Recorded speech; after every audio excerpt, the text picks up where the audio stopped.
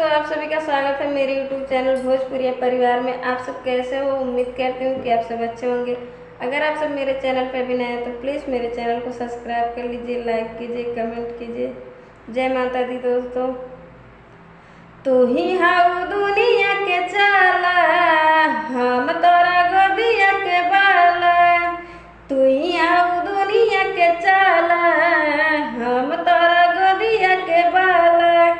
ताकेलू त सगरो अजोर होई जाला है, सुतेलू त रात होई जाला मयरिया, जागेलू त भोर हो जाला। ए माई हो, जागेलू त भोर हो जाला। सुतेलू त रात होई जाला मयरिया, जागेलू त भोर हो जाला। ए माई हो, जागेलू त भोर हो जाला। देवतों में दाहस हो जाला, ए माई हो, जब तोहर आँख ललियाला। देवतों में दाहस हो जाला, जब तोहर आँख ललियाला। तोहरा नमवा के गूंज चारों ओर हो जाला, सुन के पपियन के दिल कमजोर हो जाला। तोहरे नमवा के गूंज चारों ओर हो जाला, सुन के पपियन के दिल कमजोर हो जाला।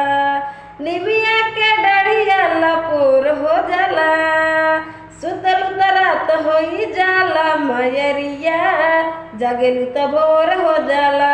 ए माई हो, जागेलू त भोर हो जाला।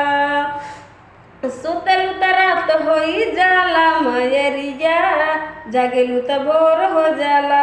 ए माई हो, जागेलू त भोर हो जाला। कृष्णा बेदर्दिया सूरज माई, तीसरा दिन आवे दुअरिया। कृष्णा बेदर्दी सूरज माई, तीसरा दिन आवे दुअरिया। रोजा भोरही चिरैयन के शोर हो जाला, नाच खातिर व्याकुल मोर हो जाला। रोजा भोरही चिरैयन के शोर हो जाला, नाच खातिर व्याकुल मोर हो जाला। बोले खातिर सुगवो के ठोड़ हो जाला, बोले खातिर सुगवो के ठोड़ हो जाला। सुतल उतरात होई जाला मयरिया, जागेलू त भोर हो जाला।